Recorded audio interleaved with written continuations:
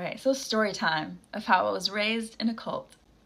I'm gonna try to pack this into this little TikTok, but it's a lot to cover, goddamn. But I feel like my life was fairly normal until I turned 5. And it was just me, my mom, and my little sister who was 2. My mom then married this man who thought he was God himself.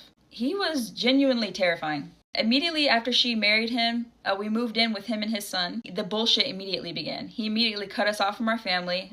He immediately told my mom that since we were born out of wedlock, she was no longer allowed to hug and kiss us anymore. And that's when the physical abuse began as well, which was brutal. As time went on, we were still going to school, public school. Teachers started noticing that something wasn't right with us. As soon as he found out that teachers were catching on, he took us out of public school and put us in homeschool. He could have full access to us without any outside opinions. We were no longer allowed to look out the window, go outside, talk to other children. We were not allowed to watch TV, play games, draw pictures. All of that was considered idle and not worshiping God in any way. Which hurt because I was very into art. He did not believe in hospitals. He did not believe in schools. We didn't go to the doctor. My mom, she started having my siblings in the house, in the living room, in a pool. We would have midwives come over and they would birth the baby and we would have to help. We're also not allowed to have our pictures taken, so there is no photos of me between the ages of 5 and 21. Like, I just didn't exist. Anyway, he started only associating with people that were like-minded, like he was. So the goofiest part of all is he wanted to be a famous Christian rapper. But he was failing miserably because he was ass. He was absolutely ass. So he said he was going to make me and my siblings Christian rappers, famous Christian rappers. He mentioned the Jackson 5 a lot. I didn't understand it when I was younger, but as I got older and found out who the Jackson 5 were, we were raised exactly like the Jackson 5. He would teach us these stupid ass rap songs and then make us sing it from church to church and make tally marks of when we would mess up and severely punish us for every time we messed up.